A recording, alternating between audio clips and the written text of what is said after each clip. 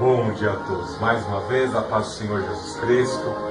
Agora nós passaremos a esta parte da liturgia que é de muita importância, pois vamos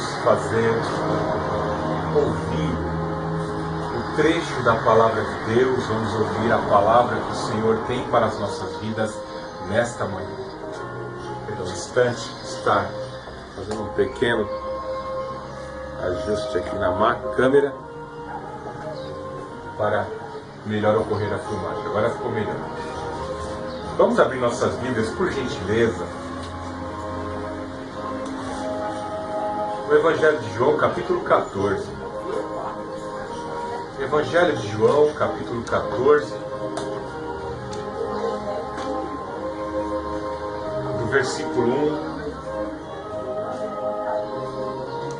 até onde eu cessar a leitura. Evangelho de João, capítulo 14. Não deixem que o seu coração fique aflito. Creiam em Deus, creiam também em mim. Na casa de meu Pai há muitas moradas. Se não fosse assim, eu lhes teria dito: vou preparar lugar para vocês. E quando tudo estiver pronto, virei buscá-los para que estejam sempre comigo. Onde eu estiver, vocês conhecem o caminho para onde vou. Não sabemos para onde o Senhor vai, disse. Como podemos conhecer o caminho? Jesus disse: eu sou o caminho, a verdade e a vida. Ninguém pode vir ao Pai senão por mim. Se vocês realmente me conhecerem, Se vocês realmente me conhecerem, saberiam quem é meu Pai. Mas de agora em diante vão conhecer e ver o Pai.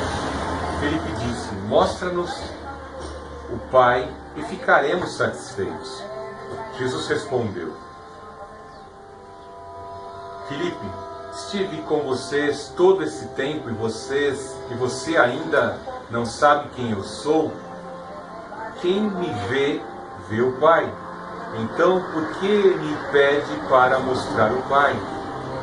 Você não crê que eu estou no Pai e o Pai está em mim? As palavras que eu digo não são minhas, mas de meu Pai que permanece em mim e realiza as suas obras no meu intermédio. Apenas creiam que eu estou no Pai e que o Pai está em mim. Ou creiam, pelo menos, por causa das obras que vocês me viram realizar. Eu lhes digo a verdade: quem crê em mim fará as mesmas obras que tenho realizado e até maiores, pois vou para o Pai. Vocês podem pedir qualquer coisa em meu nome e eu farei, para que o Filho glorifique o Pai. Sim, peçam qualquer coisa em meu nome e eu o farei. Adoremos ao Senhor nesse momento. Deus Altíssimo, Deus de amor, Deus de poder, louvado seja o teu nome, seja engrandecido. Senhor Jesus Cristo, te pedimos nesse momento, envia do Consolador, Pai Santo, para que a tua palavra possa ser compreendida, digerida por nossas vidas, meu Deus, pois sabemos que a tua palavra é verdadeiro alimento, a tua palavra constrói, edifica, exorta, santifica, separa-nos do mundo. Ó Senhor Jesus Cristo, precisamos do teu alimento, da tua palavra. Neste momento eu me coloco como canal da tua comunicação, eu coloco os meus sentidos à tua inteira disposição. Eu te clamo, ó Santo Espírito, nesse momento, usa a minha vida, eu te suplico, para pregar a tua palavra, para ser agente de disseminação, de propagação, para a expansão do teu reino aqui na terra. Em nome do Senhor Jesus, com a autoridade que o Senhor nos constituiu, eu repreendo os espíritos imundos e as forças do mal contrárias à pregação da tua palavra. Em nome do Senhor Jesus Cristo, sejam afugentadas agora, em nome do Senhor Jesus. Usa a minha vida, Pai. Assim eu te suplico, usa-me como canal da tua comunicação, para engrandecer o nome do meu Rei, o nome do meu Senhor Jesus Cristo. Abençoe a remanescente cristã Filadélfia, que daqui saia iluminada para uma semana e para de agora em diante andar caminhando, invocando a presença do Senhor e andar em harmonia com o Senhor. E assim glorificamos o Deus Altíssimo, o Senhor Jesus e o Santo Espírito. Amém. Louvado seja o nome do Senhor Jesus Cristo. Como você ficaria no ambiente de trabalho, onde você desempenha uma determinada função, talvez um serviço que exija não só 2 ou 3 companheiros trabalhando em equipe para desenvolver uma tarefa, e durante muito tempo, você e essa equipe trabalharam juntos e os resultados foram excelentes. E ao observar nesse grupo, nessa equipe que você imagina que você trabalharia, você de repente nota que um dos componentes dessa equipe é um que desempenha com mais destreza, é alguém que é uma pessoa essencial para que aquela atividade sempre ocorra com sucesso, atingindo a meta, atingindo o objetivo, com resultados satisfatórios. Quão terrível seria, eu queria que você imaginasse bem essa situação, se nessa equipe que você trabalhasse, de repente, essa pessoa principal da equipe tivesse que se ausentar para um local distante. Ou talvez, como acontece muito nos dias de hoje, em alguns casos específicos, dentro de uma equipe, dentro de uma fábrica, de uma linha de montagem, morre um parceiro que trabalhou anos e anos e ele era fundamental naquela célula, naquele espaço, naquela sessão. Ou aquele chefe tão bom. Talvez as primeiras semanas sejam doloridas demais até que alguém venha conseguir conquistar ou desenvolver com a mesma destreza aquela tarefa e aquela função em substituição daquele que partiu ou daquele que faleceu. Coisa terrível também, uma família onde a mãe, as filhas, o filho são todos dependentes do pai, porque o pai sempre foi super protetor e de repente aquele pai super protetor falece. Quão terrível seria essa situação para uma família totalmente dependente do trabalho daquele pai, e esse pai acaba falecendo, partindo, ou às vezes, terrível que pareça, abandonando aquela esposa, abandonando os filhos, para ir morar com outra pessoa. Citei esses exemplos aqui porque esses exemplos nem se comparam à situação a qual os discípulos haveriam de estar passando nos próximos dias. Digamos que pelos sinais que o Senhor Jesus Cristo vinha realizando em seu ministério terreno, que cumpriam de forma cabal aquilo que estava contido lá em Isaías 61, para que houvesse a comprovação de que o Senhor Jesus fosse realmente o Messias, haveria uma necessidade de o Messias cumprir tudo aquilo que estava em Isaías 61. O Espírito do Senhor Javé está sobre mim. Ele me ungiu, me ofereceu recursos, capacitações para dar liberdade aos cativos, expulsar demônios, dar vista aos cegos, arrebentar grilhões. Realmente é um poder sobrenatural. E o Senhor Jesus Cristo vinha desempenhando tudo isso.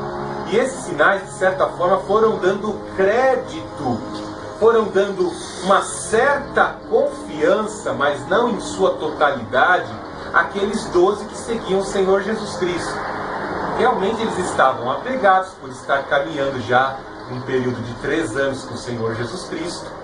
Já estavam até confiantes que se faltasse comida, o Senhor Jesus Cristo poderia até estar multiplicando pães, fazendo nascer água da rocha.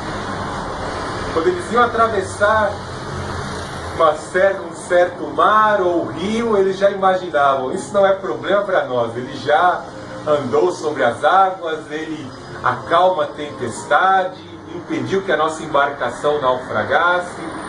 Alguns traziam a memória, mas, por incrível que pareça, a memória de algumas pessoas, e principalmente dos discípulos, era um pouco que curto. De repente, o Senhor Jesus Cristo, depois de tantos sinais, de tantas experiências, né, ali dormindo, às vezes, em hospedagens que alguns lhe ofereciam, às vezes até a céu aberto de noite com uma fogueira acesa, eles compartilhando ali as experiências, né? Esse contato era muito importante. De repente, o Senhor Jesus Cristo, como descreve aí no capítulo 13, ele descreve o seu sofrimento, ele descreve o infortúnio, as aflições que ele haveria de passar, e que os discípulos nesse exato momento, por ouvirem isso, não compreenderam. Ele falou de um caminho, de um lugar para onde iria, desses sofrimentos que passaria, e talvez quem viu e se lembrou dos sinais poderia pensar, principalmente seus discípulos mais próximos, como o Filho de Deus? Pedro poderia pensar, poxa, ele é o Filho de Deus sofrendo. Ele cessou o sofrimento das pessoas, ele curou o enfermo, ressuscitou mortos. Como o Filho de Deus passaria por sofrimento? Talvez Tiago se lembrou, eu vi o corpo dele resplandecer e a voz dizendo, esse é meu filho, e ele é o unigênito do Pai. Ele é aquele prometido que haveria de vir para redimir Israel, né? Talvez alguns deles se lembraram, mas é algo que, pelas palavras do Senhor Jesus Cristo, e talvez pelo sentimento que o Senhor Jesus Cristo tinha uma natureza humana perfeita, o seu semblante, a forma como ele descreveu isso, de certa forma, os discípulos ficaram um tanto que inseguros e perplexos, questionantes acerca, que é isso que tu falas, mestre? Estamos confusos, né? Estamos confusos acerca do que o Senhor está falando. E às vezes ficamos assim, né? Quão terrível é, maldito é aquele que confia no braço do homem. Bendito é aquele que confia na força e no braço do Senhor Jesus, porque a sua palavra não pode ser revogada e o seu braço não enfraquece nunca. Mas quão terrível é nós olharmos às vezes para as pessoas e acreditarmos em promessas de políticos, em promessas de homens, né? E nós vemos que as promessas dos homens, das pessoas, dos cônjuges, diante dos padres, diante dos pastores, nós vemos as pessoas falharem e às vezes frustrarem as nossas vidas. Por isso que nós sempre temos que avançar. A Igreja de Cristo deve avançar em busca da maturidade, para confiar plenamente na palavra, não em pastores, nem em homens, nem em apóstolos neopentecostais, nem em bispos, nem em ungidos, nem em patriarcas, porque esses homens podem falhar, principalmente quando se dizem estar sendo usados pelo Espírito de Deus. Vemos aqui algo muito importante que o Senhor Jesus Cristo fala em cumprimento da palavra que estava contida nos profetas, contidas na lei de Moisés, na lei cerimonial, e que haveria, de certa forma, esses preceitos da lei cerimonial, essas ordenanças da lei cerimonial, serem cumpridas agora num sacrifício perfeito que seria ele. As profecias dos profetas, como Zacarias, que o pastor seria ferido e as ovelhas ficariam dispersas, o Salmo 22, Isaías 53, Isaías 61 e tantos outros profetas que descreveram o que o Filho do Homem haveria de passar, de certa forma agora deveriam ser acreditadas. E o Senhor Jesus Cristo teria que crer que o Pai haveria de estar com ele naquele momento, e que no momento mais culminante da dor, da angústia, da dor, da traição, que os escolhidos, que o povo de Deus, o povo israelita haveria de acometer sobre a vida dele, ele teria que ter confiança. E ele fala, crendo que o Pai tinha poder para fazer isso, ele incentiva a fé daqueles discípulos. Veja que ele fala, não deixem que seu coração fique aflito. O Senhor Jesus Cristo, por estar cheio do Espírito Santo, ele percebeu, por revelação do Espírito, por ser o Deus encarnado, ele percebeu: não fiquem perturbados, não fiquem inquietos diante do que eu acabei de dizer. Creiam em Deus e creiam em mim. Eu creio no Deus que escreveu a lei. Eu creio no Deus que inspirou os profetas. Eu creiam em Deus e creiam em mim. Confiem em tudo que eu estou falando. Se vocês crerem em tudo que eu estou falando, vocês serão vitoriosos. Por isso que é muito importante nós acreditarmos toda a nossa força em Deus. Quando vier a angústia, quando vier a decepção pelo caminho que você às vezes está trilhando, porque Cristo te chama por caminhos aonde, no meio desse caminho, Ele vai quebrar todos os encantamentos que ainda estão impregnados na tua natureza. Que você caminha olhando para Cristo e às vezes olhando para o lado, para alguma coisa que ainda encanta você. Você transporta na sua consciência coisas inerentes à sua natureza, que são atraídas, que te levam a ser atraído por coisas desse mundo, e que muitas vezes você carrega e transporta como pequenos terapins ou ídolos dentro da sua mente, na sua própria vida. Então há uma necessidade de isso ser quebrado no processo de caminhada com Cristo. Creiam em Deus, creiam também em mim. E quando vamos caminhando e essas desilusões vão sendo dissolvidas pela desilusão, pela frustração, porque nós vemos que nos momentos de angústia, nem os médicos, nem uma pessoa que esteja ao teu lado, nem qualquer outro suporte ou dinheiro, isso não poderá te salvar. E aí você verá que somente crer em Deus, na pessoa do Senhor Jesus Cristo, é que poderá te salvar, é que poderá te conceder o livramento e a salvação. Veja que ele fala: creio em Deus, creio em mim. Na casa de meu Pai há muitas moradas. Se não fosse assim, eu lhes teria dito. Se não fosse assim, eu lhes teria dito: vou preparar lugar para vocês. O Senhor Jesus Cristo começa a responder o que ele havia iniciado, como eu disse, no capítulo 13, pois ele dizia que ia para outro lugar, para um lugar onde eles, os apóstolos, com sua natureza corruptível, pecaminosa ainda, não poderiam estar. É impossível uma natureza corruptível como a nossa poder estar no local onde Deus está. No céu não existe pecado, e a nossa natureza está impregnada do veneno da serpente, do veneno do pecado. Nós vemos a cada dia o nosso corpo sofrendo as consequências do pecado, que é o envelhecimento, as enfermidades.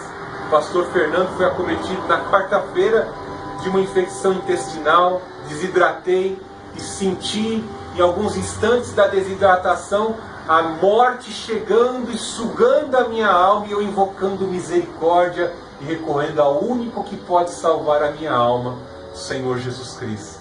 Está entendendo? Creio em mim, creio em Deus e creiam também em mim. Quando eu passei por essa desidratação, eu só pude recorrer àquele que pode gerar vida, produzir vida e revigorar e reavivar a vida, que é o Senhor Jesus Cristo. Pois Ele é a ressurreição e a vida. Ele venceu a morte. Veja que ele começa a falar que vai para um local e preparar morada. E aí os discípulos: preparar morada? Para um local preparar morada? Talvez Pedro dissesse: olha, eu trabalhei muito e foi por questão hereditária, eu tenho uma indústria pesqueira, já tenho uma morada, né? Talvez outros discípulos aqui não tenham ainda uma morada fixa, né? Que durante praticamente 3 anos eles viviam na hospedagem, na casa de Lázaro, na casa de José de Arimateia, na casa de outros, de Susana, na casa de outras pessoas que ofereciam hospedagem para a obra missionária e evangelística do Senhor Jesus Cristo. Talvez alguns não tinham propriedade. Mateus era uma pessoa bem sucedida, tinha propriedades, né? Mas diz lá que quando ele aceitou o Senhor Jesus Cristo, ele deixou tudo e foi seguir ao Senhor Jesus Cristo. preparar morada. Que morada? Aonde é essa morada? Certo que alguns talvez pensavam, será que é aquela morada que Deus prometeu na lei, que nós teremos se obedecermos à lei? Nós vemos que, especificamente neste texto, ele vem nos mostrar que existe uma morada que será concedida para todos aqueles que creem no Senhor Jesus Cristo. Veja que se acreditarmos que vamos receber uma morada por obediência de mérito de lei, nós não alcançaremos nunca, porque não conseguiremos obedecer em sua totalidade à lei. Primeiro que não conseguiremos nem sequer oferecer um sacrifício perfeito que possa nos purificar do pecado. O único sacrifício perfeito da lei que foi cumprido foi o do Senhor Jesus Cristo. Então não tem como. Temos que estar apegados a Cristo, crer em Cristo até o último fôlego de vida para recebermos uma morada eterna no reino eterno do Senhor Jesus Cristo. Nós vemos que tantos reinos se solidificaram nesta terra, mas não puderam permanecer para sempre. Eu acho tão bonito a história dos Estados Unidos e com que iniciativa os primeiros protestantes chegaram à América. Os primeiros maçons e protestantes chegaram à América do Norte e construíram a maior potência econômica do mundo. Fico impressionado de ver em Taiwan o empreendedorismo levando um pequeno fragmento de terra a se tornar uma potência econômica desenvolvida. E uma ilha como o Japão tornar uma terra desenvolvida por meio do empreendedorismo, disciplina, dedicação, do avanço tecnológico. Mas nós vemos que qualquer reino, por mais rico que seja, por mais avançado que seja, por mais civilizado pelos níveis de educação que possa ter atingido, eles não poderão permanecer. Nem todo conhecimento científico, tecnológico poderão consolidar uma nação para sempre. O dia terrível do Senhor vem, quem poderá subsistir? Qual coluna pode sustentar uma casa, por mais fortificada que seja? Qual coluna poderá sustentar um edifício, por mais que venha ostentar a riqueza de um empreendedor?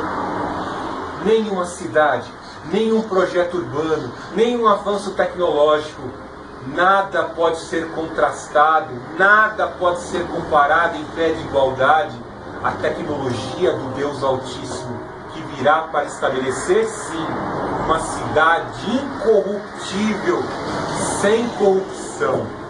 Onde tem tecnologia, está fadado à derrota, porque é tecnologia de homem, é tecnologia de criatura. E a tecnologia que Deus tem é do céu, é incorruptível, é transcendente à nossa capacidade de compreensão. Então a morada que existe no céu são para aqueles que estão apegados a Cristo, vivenciam a vida de Cristo em suas próprias vidas. É para esses que creem que o Senhor tem morada. Ele preparou morada. Às vezes ficamos constrangidos porque já estamos tanto tempo nessa terra e não conquistamos a nossa morada. Eu digo isso que eu aprendi logo cedo as minhas aulas de economia e de história econômica. Aprendi economia com José, o maior economista da Bíblia, né? Por medidas de guardar recursos, poder acumular capital para poder ter uma casa própria. O pastor Fernando até hoje não tem uma casa própria. O pastor Fernando paga aluguel. Até aqui, o local onde nós cultuamos ao Senhor Jesus Cristo, nós pagamos aluguel. Mas glória a Deus, porque Deus não habita em templos feitos por mãos, né? Nós sabemos que Deus habita em templos feitos por Ele, que vivam a vida em espírito e em verdade e que o glorifiquem. É esses templos que o Senhor quer. A nossa vida, a nossa mente, os nossos sentidos assim dedicados a Ele. Nós temos a promessa do Senhor de que nós receberemos uma casa perpétua, uma casa incorruptível. E essa casa que existe no céu para cada um de nós, ela vai crescendo.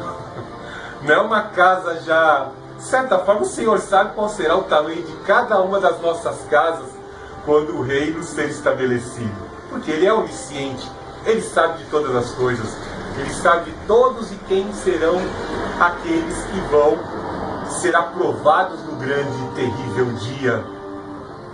Mas uma coisa é bem certa, nós podemos aqui estar aumentando os cômodos por tudo aquilo que estamos fazendo em prol do reino. Se chegarmos até o ponto de perdermos a nossa vida, correndo risco de morte, pregarmos o Evangelho, nós vamos aumentando as dimensões dessa casa. Por isso que eu acredito que muitos intercessores, missionários, terão verdadeiros palácios no céu, em contraste com alguns talvez que conseguiram conquistar a sua casa corruptível aqui na terra, talvez terão uma casa mais simples no céu, que não deixa de ser a salvação, mas que serão casas inferiores a casas de algumas outras pessoas. Então o Senhor prometeu: quem crer em mim, Deus, quem crer em mim, quem crer nas minhas palavras, nas minhas promessas, vão receber morada. O Senhor está mandando os anjos prepararem moradas. Então as moradas não param de ser fabricadas. Conforme as pessoas vão aceitando o Senhor Jesus, vão vivenciando o Senhor Jesus, vão realizando obras para glorificar o Senhor Jesus, essas moradas vão expandindo, o projeto urbano do céu vai sendo expandido. Certa vez eu vi um helicóptero sobrevoando a Zona Leste, e tem tanto migrante, principalmente na periferia da Zona Leste, na periferia da Zona Sul, nós vemos que as áreas de vegetação estão sendo ameaçadas pelo crescimento desordenado, o crescimento urbano desordenado. Aqui é desordenado, mas lá no céu é projetado. A cidade está em expansão, conforme as pessoas vão aceitando o Senhor Jesus Cristo e vão agregando pelo poder do Espírito Santo para glorificar a Cristo, realizando boas obras. Louvado seja o nome do Senhor Jesus. Veja que ele fala: vou preparar lugar para vocês, e quando tudo estiver pronto, virei buscá-los. Note que existe um momento certo do Senhor vir buscar. Vai chegar uma hora que esse projeto urbano no céu, Deus vai dar ordem aos anjos: pare de preparar as moradas. Chegou a hora de eu descer. O Evangelho, como diz Pedro, chegou aos confins da terra. Chegou a hora, todos ouviram, e existem aqueles que vão resistir à minha palavra até o fim, já decidiram por suas vidas, como muitos magos, bruxos, agentes do serviço cultural, de humanismo, esotéricos e tantas outras pessoas humanistas aderidas a filosofias esotéricas, já escolheram a sua vida, o curso deste mundo, da ostentação, tem os seus deuses materiais, tem os seus deuses que ostentam em seus corpos, esses já estão condenados. É o momento em que Deus disse: basta, chega de sofrimento, aqui termina a trajetória humana, influenciada pelo diabo, fomentada pelo mal. Chega, basta. O Senhor dará a ordem e assim Ele virá buscar os seus filhos, os que morreram vivenciando a fé, viveram crentes e longânimos nas promessas, os que invocaram o nome do Senhor. Esses serão todos buscados pelo Senhor, cumprindo 1 Tessalonicenses 4, 16 e 17. Ao soar de trombeta, a voz de arcanjo, pois a trombeta soará, os mortos ressuscitarão em corpos incorruptíveis, depois nós seremos transformados também em corpos incorruptíveis, e assim o encontro será nos ares, e assim estaremos para sempre com o Senhor. Esta é a promessa que nós, Igreja de Cristo, aguardamos, para que estejamos sempre comigo. Como eu disse, talvez seja difícil para alguns se separar de um ente querido. Mas saiba se esse seu ente querido creu em Deus, creu em Jesus, ele vai tomar posse dessa promessa. Jesus está dizendo aqui, vocês vão se separar de mim. Não que eu queira me separar de vocês, mas é vocês que vão fugir de mim, né? Veja que Jesus Cristo fala para Pedro aqui, né? No versículo 13, no último versículo do capítulo 13, ele fala: morrer por mim, disse disse Jesus: eu lhe digo a verdade, Pedro, antes que o galo cante, você me negará 3 vezes. Então o Senhor Jesus Cristo sabia que dentro de alguns instantes ele teria que trilhar um trecho de caminho até a cruz do Calvário para oferecer sacrifício substitutivo pelas nossas vidas. Ali naquele momento era um momento entre ele e Deus. O único caminho, a única forma de salvação, e que os discípulos não poderiam estar juntos e com certeza não quereriam naquele momento estar seguindo o caminho do Senhor Jesus. Ir até a cruz, sofrer pelo desconhecido, sofrer e pagar o preço de expiação por quem haveria de nascer, por esse que vos fala. Quem é que quer pagar esse preço? Muitas vezes queremos morrer por pessoas que amamos, nossas esposas, filhos, pelos nossos pais, os pais pelos filhos, mas morrer por um desconhecido? E morrer pelo criminoso que estuprou sua filha? E morrer pelo criminoso que matou seu pai, a sua mãe, o seu filho? Terrível, né? Pelo criminoso que roubou mais de 450 bilhões do BNDES, né? E morrer pelo Aleister Crowley, o maior satanista e mago do século XX. O Senhor Jesus Cristo fez tudo isso na cruz do Calvário.